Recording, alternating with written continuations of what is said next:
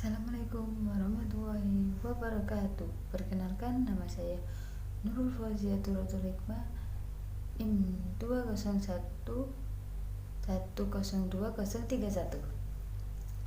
Prodi Kesehatan Masyarakat Universitas Muhammadiyah Gresik. Saya di sini akan mempresentasikan tentang sejarah penetapan bahasa Indonesia. Sebelumnya saya akan menjelaskan bahasa Indonesia itu sendiri ya. Bahasa Indonesia adalah bahasa resmi Republik Indonesia dan bahasa pemersatu bangsa Indonesia. Bahasa Indonesia diresmikan penggunaannya setelah Proklamasi Kemerdekaan Indonesia. Dasar bahasa Indonesia yang baku dulu adalah bahasa Melayu Tinggi atau Malaka atau Riau. Dalam perkembangannya, ia mengalami perubahan akibat penggunaannya sebagai bahasa kerja, lingkungan administrasi kolonial, dan berbagai proses pembakuan sejak awal abad ke-20. Istilah bahasa Indonesia paling umum dikaitkan dengan bahasa baku yang digunakan dalam situasi formal. Formal di perguruan, di media massa, sastra, perangkat lunak, surat menyurat yang resmi, dan berbagai forum publik lainnya, sehingga dapat dikatakan bahwa bahasa Indonesia digunakan oleh semua warga Indonesia. Selanjutnya saya akan membahas tentang proses sejarah penetapan bahasa Indonesia. Proses sejarah penetapan bahasa Indonesia dibagi menjadi 5 proses. Yang pertama, proses zaman kerajaan Hindu-Buddha. Yang kedua, Melayu sebagai Basantara. Yang ketiga, era kolonial Belanda.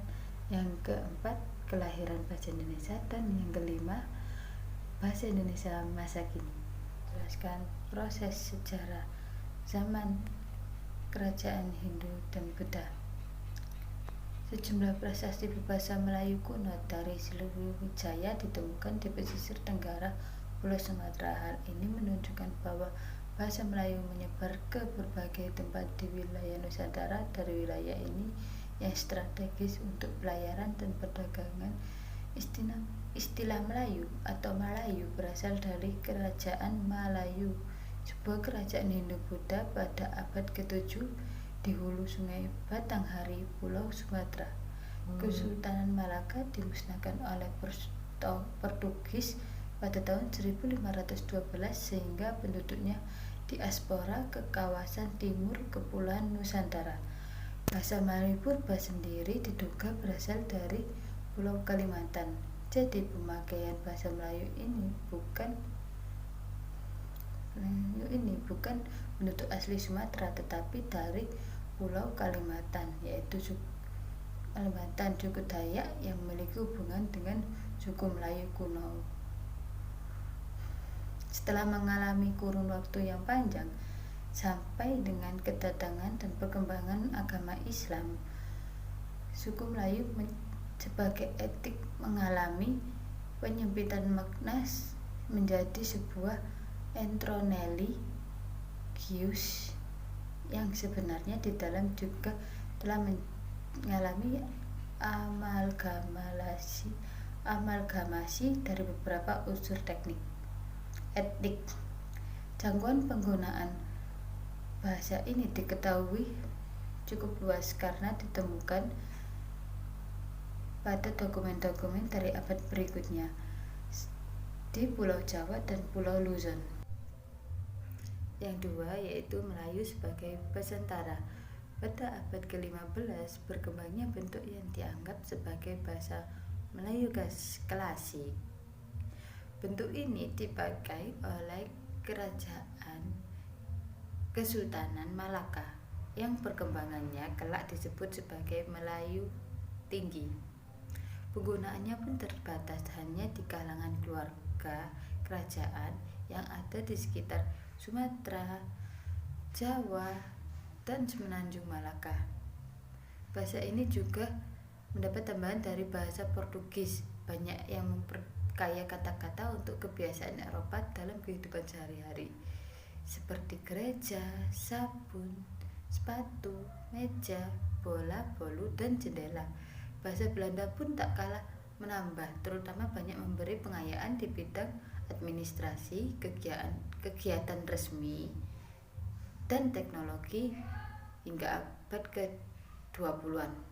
Kata-kata seperti asbak, polisi, kulkas, dan stempel adalah pinjaman dari bahasa Belanda. Lalu ada bahasa Cina yang menambahkan bahasa ini dari pendatang-pendatang Cina yang lambat laun dipakai oleh penutur bahasa Melayu. Contoh tambahan dari bahasa Cina biasanya berkaitan dengan perniagaan dan kehidupan sehari-hari, contohnya pisau, tauge, tahu, cukong, loteng, dan lain-lain. Orang-orang Tionghoa, Sumatera, dan Surabaya juga menggunakan bahasa Melayu pidgin. Terdapat pula bahasa Melayu di Batavia. Varian terakhir ini dipakai sebagai bahasa pengantar bagi beberapa surat kabar. Yang pertama yaitu surat kabar yang berbahasa Melayu. Varian-varian lokal ini secara umum dinamakan sebagai bahasa Melayu pasar oleh para peneliti bahasa. Yang ketiga yaitu era kolonial Belanda. Pemerintah kolonial Hindian Belanda menyadari bahwa bahasa Melayu dapat dipakai untuk membantu administrasi bagi kalangan pegawai-pegawai pribumi. Karena penggunaan bahasa Belanda para pegawai pribumi dinilai sangat lemah.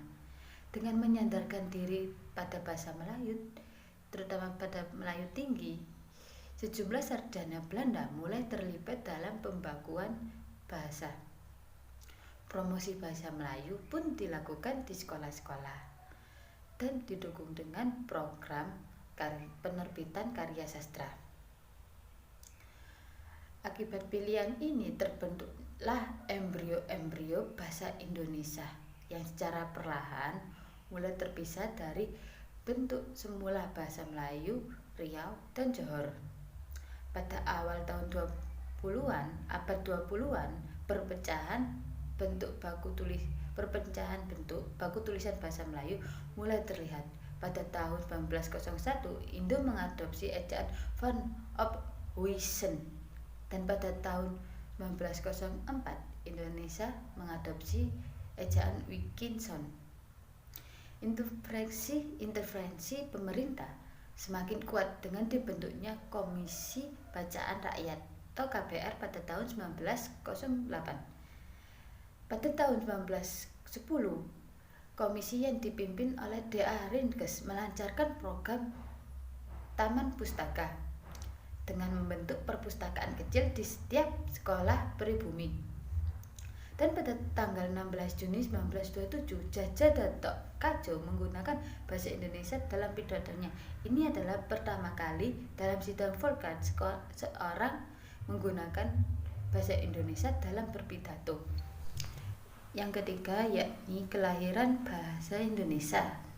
Bahasa Indonesia mendapatkan pengakuan sebagai bahasa pemersatu bangsa pada Kongres Pemuda II tanggal 28 Oktober 1928 yang menghasilkan Sumpah Pemuda. Penggunaan bahasa Melayu sebagai bahasa nasional berdasarkan usulan Muhammad Yamin mendapat penggantian dari nama bahasa Melayu menjadi bahasa Indonesia, dan mengikuti usulan dari Muhammad Tabrani pada Kongres Pemuda I yang beranggapan bahwa jika tumpah darah dan bangsa tersebut dinamakan Indonesia, maka bahasanya pun harus disebut bahasa Indonesia. Kata bahasa Indonesia sendiri telah muncul dalam tulisan-tulisan Tabrani sebelum Sumpah Pemuda diselenggarakan. Kata bahasa Indonesia pertama kali muncul dalam harian Hindia Baru pada tanggal 10 Januari 1926 dan pada tanggal 11 Februari 26 di koran yang sama. Tulisan Tabrani muncul dengan judul Bahasa Indonesia yang membahas tentang pentingnya nama bahasa Indonesia dalam konteks perjuangan bangsa. Selanjutnya, perkembangan bahasa Indonesia dalam kesastraan Indonesia banyak dipengaruhi oleh sastrawan-sastrawan Minangkabau seperti Mala Rusli, Abdul Muiz, dan Chairil Anwar. Sastrawan tersebut banyak mengisi dan menambah pembendaharaan kata maupun morfologi bahasa Indonesia. Pada 1933 berdiri sebuah angkatan sastrawan muda yang dinamakan sebagai Pujangga Baru. Dan pada tahun 1936 Sultan Tandir Alis menyusun tata bahasa baru bahasa Indonesia. Yang terakhir atau yang kelima yaitu bahasa Indonesia masa kini. Meskipun menyandang nama bahasa pemersatuan, bahasa Indonesia digunakan sebagai bahasa ibu hanya oleh sebagian kecil saja dari penduduk Indonesia seperti Medan dan Balikpapan, sedangkan lebih dari 200 juta orang lainnya menggunakan bahasa Indonesia sebagai bahasa yang kedua dengan berbagai tingkat kemahiran. Di negara yang memiliki lebih dari 700 bahasa, daerah, dan beragam kelompok suku, bahasa Indonesia memainkan peran penting dalam mempersatukan keberagaman budaya di seluruh Indonesia.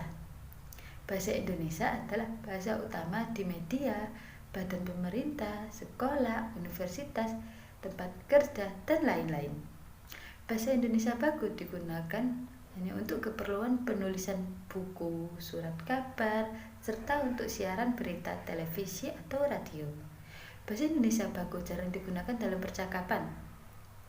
Sehari-hari sebagian besar terbatas pada keperluan formal, meskipun hal ini merupakan gejala yang umum terjadi pada kebanyakan bahasa di dunia. Bahasa Indonesia lisan cukup berbeda dari bahasa Indonesia baku, baik dalam hal tata bahasa maupun kosakata. Hal ini utamanya disebabkan oleh orang Indonesia yang cenderung menggabungkan aspek-aspek bahasa daerahnya sendiri. Fenomena ini diperkuat dengan penggunaan bahasa gaul Indonesia, khususnya di perkotaan. Tidak seperti fragmentasi baku yang relatif beragam atau seragam. Bahasa Indonesia daerah menunjukkan tingkat variasi geografis yang tinggi, meskipun bahasa Indonesia gaul ala Jakarta berfungsi sebagai norma de facto bahasa informal dan merupakan sumber pengaruh yang populer di Indonesia. Pemisah bahasa Indonesia baku dan bahasa Indonesia gaul Jakarta ini oleh Benedict Anderson disebut sebagai gejala kramanisasi. Dan selanjutnya saya akan menjelaskan tentang upaya pemerintah dan para tokoh bangsa untuk pelestarian bahasa Indonesia. Dengan mengadakan beberapa kongres-kongres, terdapat kurang lebih sampai sekarang terdapat 10 kongres yang telah diselenggarakan untuk pelestarian bahasa Indonesia itu sendiri. Yang pertama, Kongres Bahasa Indonesia 1 pada tanggal 25 sampai 28 Juni 1938 yang bertepatan di Solo. Kongres Indonesia Bahasa Indonesia 2 pada tanggal 28 Oktober sampai 1 November 1954 yang ada di Medan. Kongres ketiga Bahasa Indonesia berada di Jakarta pada tanggal 21 sampai 26 November 1986. Dan kongres keempat juga berada di Jakarta pada tanggal 26 Oktober sampai 2 November 1978. Kongres kelima tanggal 28 Oktober sampai 3 November 1988 berada di Jakarta.